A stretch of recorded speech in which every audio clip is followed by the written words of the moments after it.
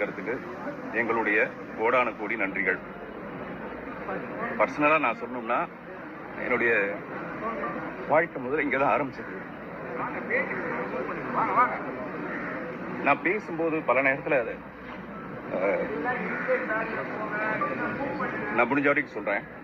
நான் முதல்ல அசிஸ்டன்ட் டைரக்டரா சேர்ந்த புதுசுல இதே வாசல்ல தான் நின்றுட்டு இருப்பேன். அவருடைய பிறந்த நாள் வந்ததுன்னா வள்ளுவர் கோட்டம் வரைக்கும் கூட்டம் இருக்கும்.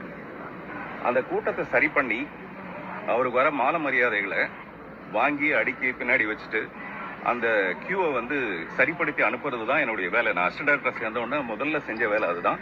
இன்னைக்கு நான் அதே வேலை தான் செஞ்சுட்டு இருக்கேன். இப்போ அதை நினைக்கும் போது எனக்கு அந்த பிளாஷ்பேக் தான் வருது.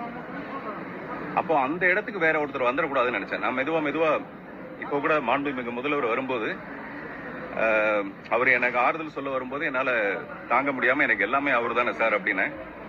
ஐநோ அவருக்கும் நீங்க அப்படிதானே அப்படின்னாரு. ஸோ அந்த மாதிரி அவருக்கு நான் எல்லாமுமா இருந்தா கூட அந்த அவருக்கு பணிவிட செய்யற அந்த உதவியாளர்ன்ற அந்த பகுதி அந்த பங்கு மட்டும் வேற யாருக்கும் போயிடக்கூடாது. நான் ஒரு டைரக்டராகி வெளியில போயிட்டேன்னா அவருடைய பிறந்த நாள் அன்னைக்கு இந்த மரியாதைகள் அவருக்கு வர மாலை மரியாதை வாங்கி வைக்கிற மரியாதையை வேற யாரோ செய்வாங்கல்ல, அது எனக்கு உடன்பாடு இல்லை. நான் டைரக்டர் ஆகலன்னா கூட பரவாயில்ல, கடைசி வரைக்கும் அவருக்கு நான் உதவியாளராகவே இருக்கணும்னு ஆசைப்பட்டேன்.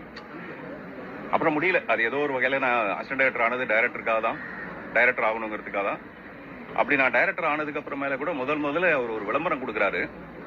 பாரதி ராஜா கிட்ட இருந்து எப்படி ஒரு பாக்யராஜ் வந்தானோ அந்த மாதிரி பாக்யராஜ் கிட்ட இருந்து ஒரு பார்த்திபன் வரப்போறான் அப்படிங்கறத நான் படம் பண்றதுக்கு முன்னாடியே ஒரு கணிச்சு அந்த மாதிரி இந்த குரு சிஷ்யன்றதுக்கான விஷயம் அநேகமா இந்த ஜெனரேஷனுக்கு அப்புறம் யார் இவ்வளவு பெரிய ஒரு மரியாதை வச்சிருப்பாங்கன்னு எனக்கு தெரியல.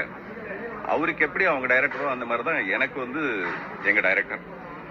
அவர் இறந்து ஒரு 15 நாளைக்குள்ள இவருடைய மறைவுங்கிறது ஒரு தாங்க முடியாத ஒரு துக்கத்தை கொடுக்குது. மறுபடியும் நிறைய சாதிச்சு அந்த சாதனைகளை நான் அவருக்கு காணிக்க ஆகணும்னு நினைக்கிறேன். நன்றி.